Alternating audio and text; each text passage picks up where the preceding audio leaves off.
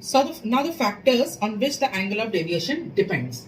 It depends upon the angle of incidence. Now it has a very unique relationship with angle of incidence, means that initially when the angle of incidence increases, the angle of deviation decreases.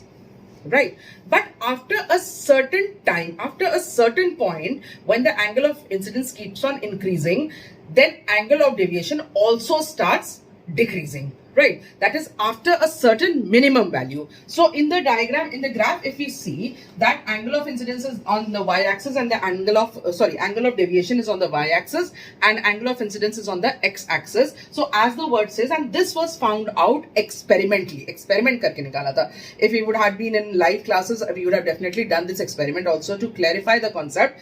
But अभी तो ऐसे काम चलाना पड़ेगा, and when we meet again, then definitely you can remind me and we can have a practical session for this also. Right, so when the angle of incidence increases, the angle of deviation decreases. यहाँ से incidence increase कर रहा है, deviation decrease कर रहा है. Right, but after a certain point, इस point के बाद you see, after a certain value of angle of incidence, the angle of deviation also starts increasing. So the graph is like a cup shaped graph. Right, so this particular angle after which, or you can say this particular minimum angle of deviation after which the angle of deviation starts increasing with the increasing angle of incidence is known as your angle of minimum deviation. ठीक है, and होता क्या है, when the angle of deviation is minimum, in this case angle I is equal to angle of emergence. Not in all cases, right?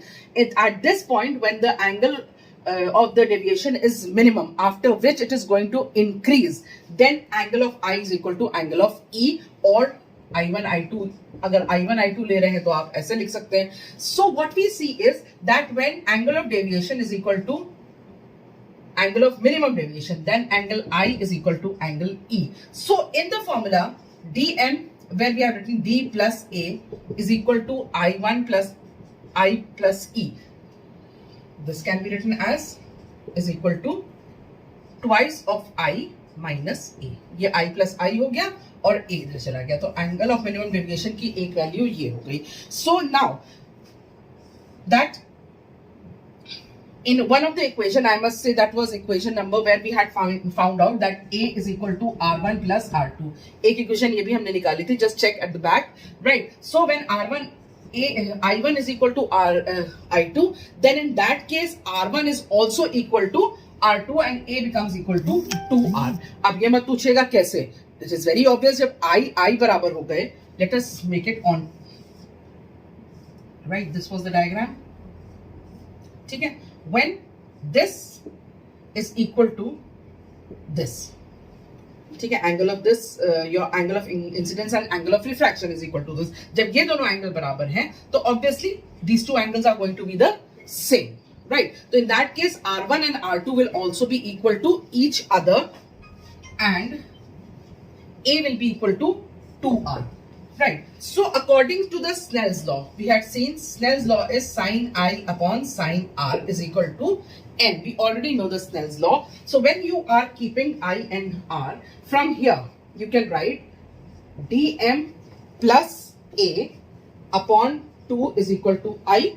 Right. And from here R is equal to A by 2. So here sine I is sine A plus dm upon 2 upon R क्या है, sin A by 2,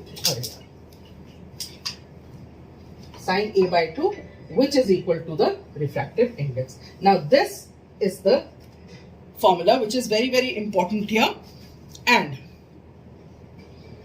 is a part, you can say a way of expressing the Snell's law. This derivation also stands very important. I'll be giving you numerical on this formula to do it in the exercise and even in your examination. So see that you see it once or twice, and even after that, if you have confusion in any point, please do ask.